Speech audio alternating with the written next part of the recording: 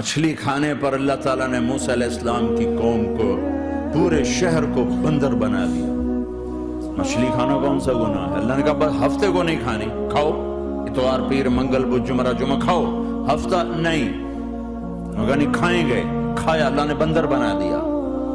شراب پینا مچھلی کھانے سے بڑا گناہ ہے، اور بیچنا اس سے بھی بڑا گناہ ہے، اور نشے کی چیزیں بیچنا اس سے بھی بڑا گناہ ہے، ماں باپ کی نافرمانی اس سے بھی بڑا گناہ ہے۔ میرے نبی سے پوچھا گیا یا رسول اللہ قیامت کب آئے گی؟ اللہ کو پتا ہے، تو کوئی نشانی بتا دیں، کوئی نشانی بتا دیں۔